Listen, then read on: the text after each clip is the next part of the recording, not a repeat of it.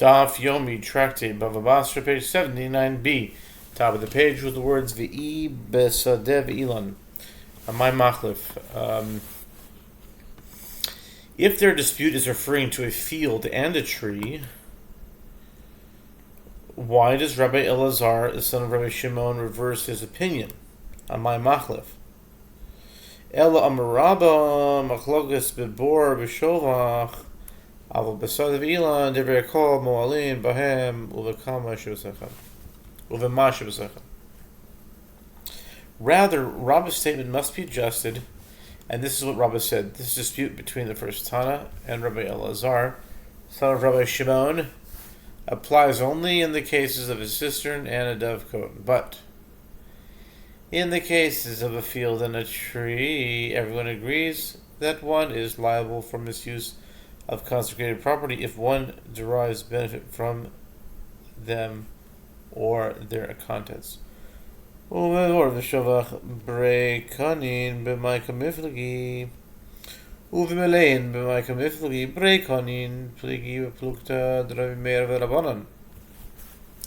The Gemara asks, and in the cases of a cistern and a dovecote, where the cistern and the dovecote are empty, with regard to what matter do they disagree in? Similarly, where the cistern and the dovecote are full, with regard to what they disagree, the Gemara answers, in the cases of a cistern and a dovecote that are empty, they disagree with regard to the matter that is the subject of the dispute before Rabbi Meir and the rabbis. Detana kama savarla karabanan d'amri. Ein the makna davar shalom b'olam Rabbi Elazar Rabbi Shimon savar Rabbi Meir d'amar adam makna davar shalom b'olam. The first Tana and Rabbi Elazar, son of Rabbi Shimon, disagreed because the first Tana holds in accordance to the opinion of the rabbis who say a person cannot transfer ownership of an object that has not yet come into the world, meaning that one does not currently own. You can't sell something you don't own. Therefore, one cannot consecrate water or doves that will enter the cistern or dovecote only in the future. And Rabbi Elazar, son of Rabbi Shimon, holds in accordance with the opinion of Rabbi Meir, who says a person is able to transfer the ownership. He can transfer the ownership of an object that has not yet come into the world. Amar Dishmatale Rabbi Meir Kikoin Peres Dekel De Avidi De Asu Hani Mi Amar De Asu Amar Rava Mishkachas La B'mayim Habayim Derech Hasir Labor Yagim Habayim Derech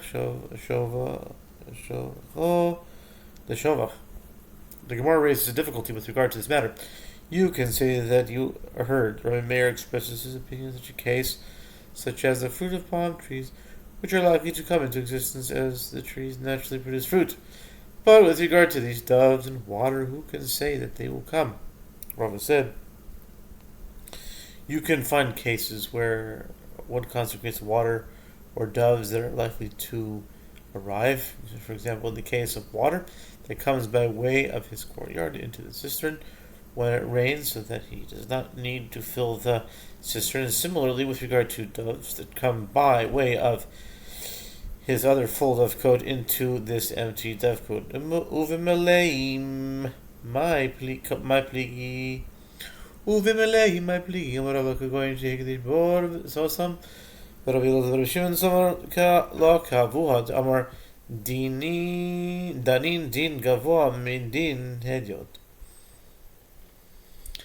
The Gemara asks, and in cases where the cistern and the dovecote are full, with regard to what matter do they disagree? Rava said, this dispute concerns a case where he consecrated a cistern without specification.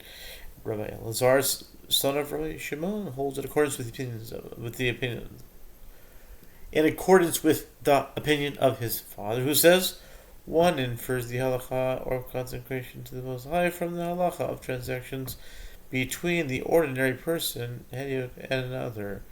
Ma'de hedyot. What is the halacha of the hedyot? Ma'de hedyot matzil amar. Bare zavni maya lo zvinilach. Aftin gavo bre ekdesh Milo Kedish V'Tanakama Savar Ein Danin Din Gavoa Midin Hedyon. The Gemara elaborates just as the halacha with regard to transactions between one ordinary person and another is that one can say, I sold you the cistern, but I did not sell you the water it contains. So to the halacha in the case of consecration of the Most High is that one can say, I consecrated the cistern, but I did not consecrate the water within it. And the first Tana holds that one does not infer the halacha of consecration to the Most High from the halacha of traditions between one ordinary person and another.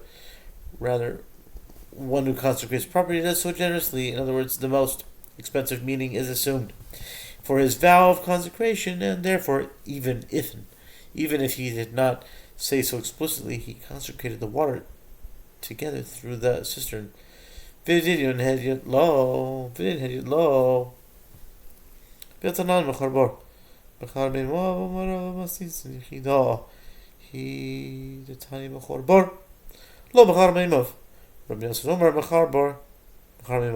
Gemara asks, and does the halacha concerning transaction with an ordinary person say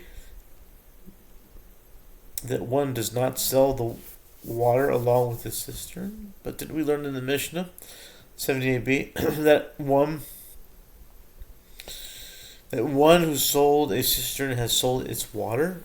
Rava said the ruling in the Mishnah is as an individual opinion, as it is taught in a Braita. One who sold a cistern has not sold its water. Rabbi Natan says, one who sold a cistern has sold its water.